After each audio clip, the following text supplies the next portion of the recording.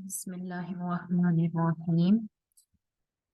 आज हम 8th class के मैथमेटिक्स की डोमेन 1 जो के नंबर्स एंड ऑपरेशंस है, उसकी सबसे पहली जो सब डोमेन है रियल नंबर्स, वहां से हम स्टार्ट लेंगे। रियल नंबर्स को डिस्कस करने से पहले हम आते हैं कुछ दूसरे नंबर्स की तरफ। सबसे पहले जो है नेचुरल नंबर्स। नेचुरल नंबर्स किस तरह के होते हैं? Natural numbers start from digit 1 and the set of natural numbers is represented bye n। Natural numbers जो हैं वो डिजिट 1 से स्टार्ट होते हैं और इनको हम किस डिजिट से रिप्रेजेंट करते हैं, सॉरी, किस लेटर से रिप्रेजेंट करते हैं, वो क्या है? n। जैसा कि आपको नजर आ रहा है n is equal to 1 2 3 4 up to so on. ये एक इन्फिनिट सेट है, ये कहीं पे खत्म नहीं होता। इसमें हम इसका सबसे बड़ा नंबर कौन सा है वो हम नहीं बता सकते, इसका सबसे बड़ा एलिमेंट हम नहीं बता सकते। नेचुरल नंबर का सबसे छोटा एलिमेंट हम बता सकते हैं जो कि क्या है? 1। अगर आपसे पूछा जाए कि इसके सबसे बड़ा एलिमेंट या इसका सबसे बड़ा मेंबर कौन सा है, तो वो हम नहीं बता सकते। नेक्स्ट है हमारे पास whole numbers. If we include zero in natural numbers, मतलब अगर हम नेचुरल नंबर के साथ जीरो को भी इंक्लूड करते हैं, जीरो को भी इनमें शामिल करते हैं। नेचुरल नंबर का सेट जो है वो 1 से स्टार्ट हो रहा है, इसमें अगर हम जीरो को शामिल करते हैं, जैसे कि यहाँ पे नजर आ रहा है 0 1 2 3 अप टू सोन, तो ये हमारे पास क्या बन गया? Whole numbers. And the set of whole numbers is represented by W। ये किस लेटर से रिप्रेजेंट किया जाता है? W से। नेचुरल नंबर, नेचुरल जो है वो n से स्टार्ट हो रहा है, इसलिए हम इस सेट को, नेचुरल नंबर के सेट्स को n से डिनोट करते हैं। और होल नंबर का जो सेट है, मतलब होल जो ये वर्ड है ये w से स्टार्ट हो रहा है, इसलिए हम होल नंबर के सेट को किससे डिनोट करते हैं? w से। अब हम आते हैं इंटीजर्स की तरफ।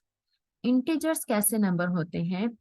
If we include negative numbers, जैसा कि यहाँ पे नजर आ रहा है, negative numbers in whole numbers, मतलब होल नंबर के साथ, होल नंबर में क्या आता है? जीरो और natural number.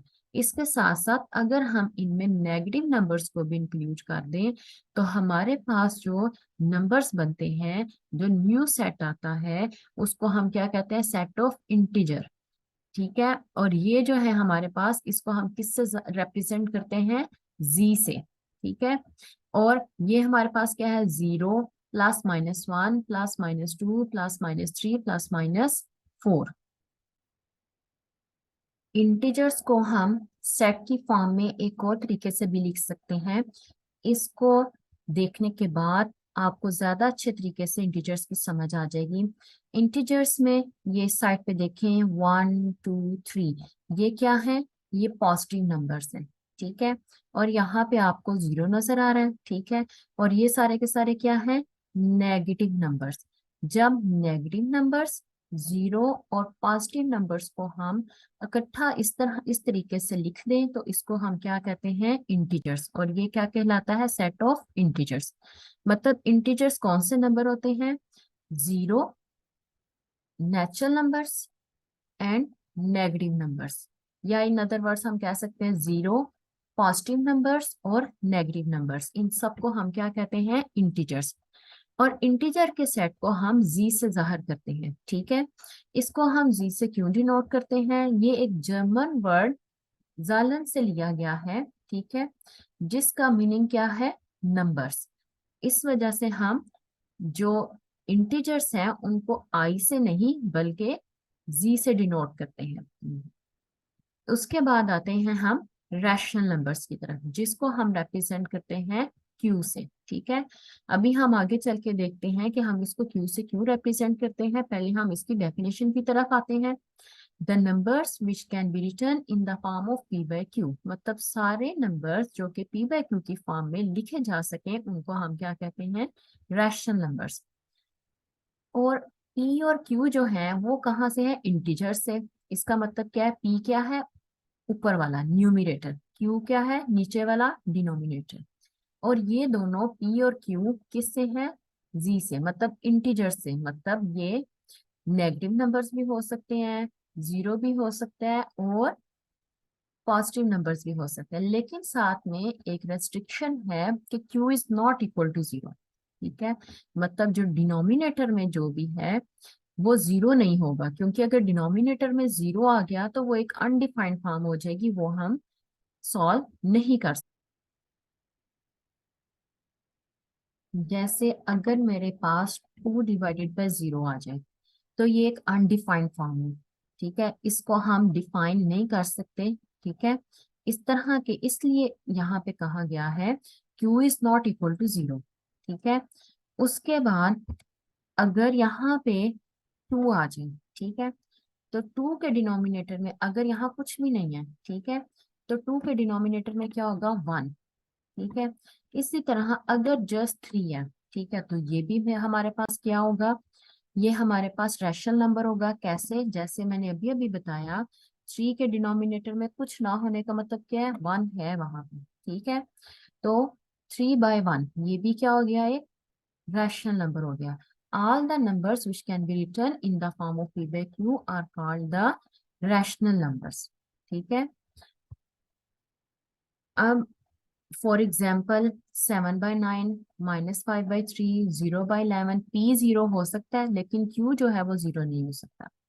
28, 12/17, 6/23, 18/26, 15, etc. are all rational number. The set of rational number is noted by Q. Rational numbers can also be represented in the decimal form which has two types. अब जो rational numbers हैं उनको हम decimal form में भी express कर सकते हैं, लिख सकते हैं, जिसके आगे फर्दर टू टाइप्स हैं वो भी हम बाद में डिस्कस करते हैं। पहले हम आते हैं अपने रैशनल नंबर के कॉन्सेप्ट की तरफ। अब रैशनल नंबर में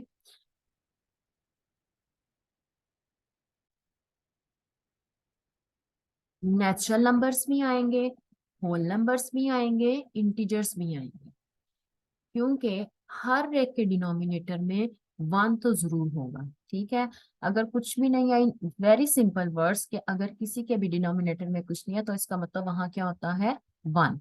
ठीक है, इसलिए सारे के सारे नेचुरल नंबर्स भी रैशनल नंबर मतलब p/q की फॉर्म में लिखे जा सकते हैं, होल नंबर्स भी, इंटीजर्स भी। ठीक है, ये सारे के सारे रैशनल नंबर की फॉर्म में लिखे जा सकते हैं।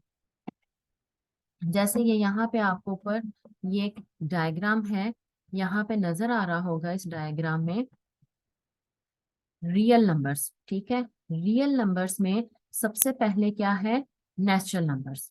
ठीक है, नेचुरल नंबर्स के बाद हमारे पास whole numbers.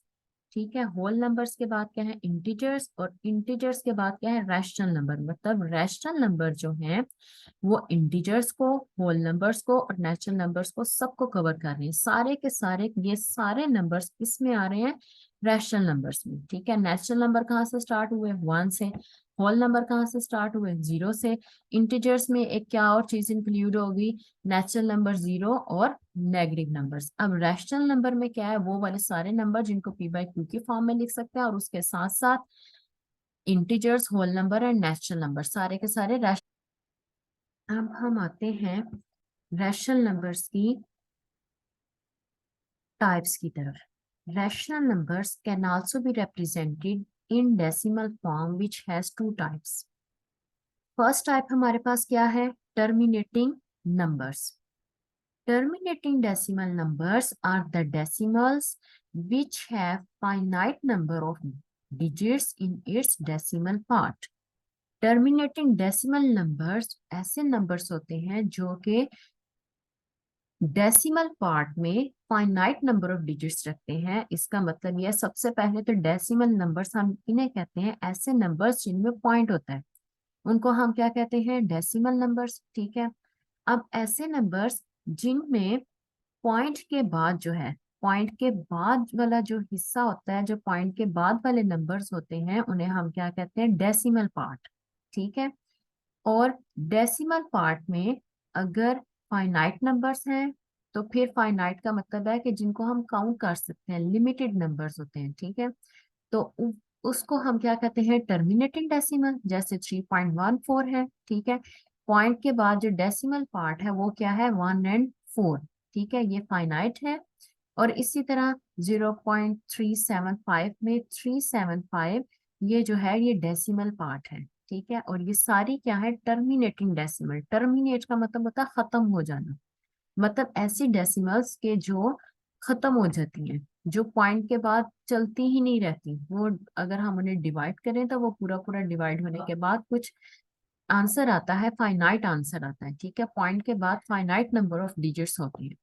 Are terminating decimal numbers can also be written in the fraction, मतलब इसको हम फ्रैक्शन की फॉर्म में भी लिख सकते हैं। जैसे कि फर्स्ट एग्जांपल आपको नजर आ रही है। फर्स्ट एग्जांपल क्या है हमारे पास, 0.4 इज इक्वल टू 2/5।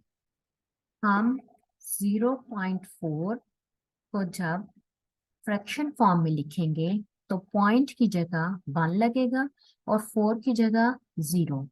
और जब हम इसे 2 से कैंसिल करेंगे, 2 2 ज़ा 4, 2 5 ज़ा 10, तो हमारे पास क्या आ जाएगा, 2/5।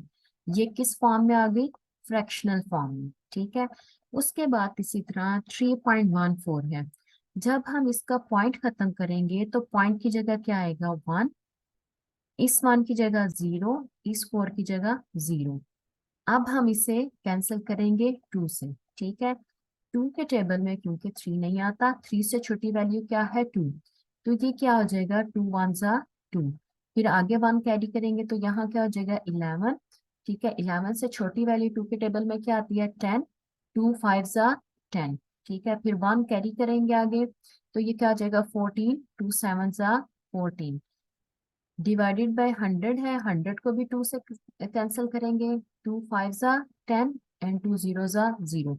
तो ये हमारे पास किस फॉर्म में आ गया फिर, 157 डिवाइडेड बाय 50, ये किस फॉर्म में आ गया, फ्रैक्शनल फॉर्म में, ठीक है।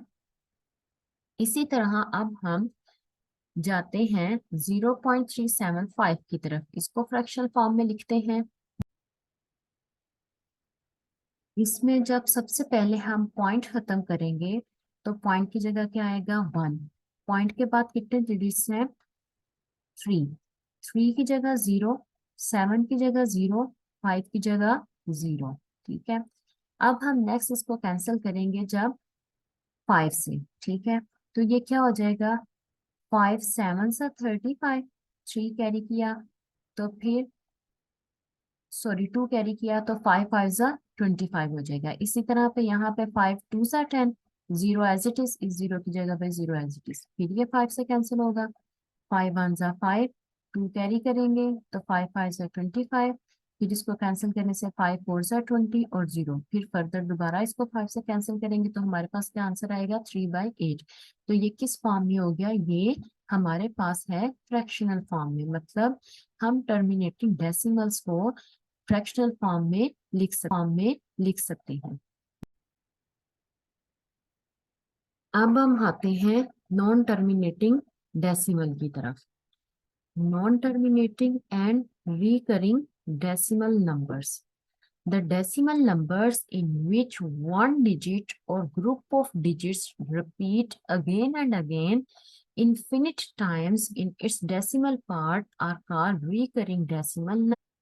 मतलब ऐसे decimal numbers in which 1 digit, ठीक है, या तो 1 डिजिट, ठीक है, या ग्रुप ऑफ डिजिट्स जो है रिपीट होते हैं अगेन एंड अगेन, ठीक है। और कैसे, इन्फिनिट टाइम्स, मतलब वो खत्म नहीं होते, बार बार रिपीट होते जाते हैं, बार बार रिपीट होते जाते हैं इन द डेसिमल पार्ट। और कौन से हिस्से में, डेसिमल पार्ट में, मतलब पॉइंट के बाद वाला जो हिस्सा होता है उसमें।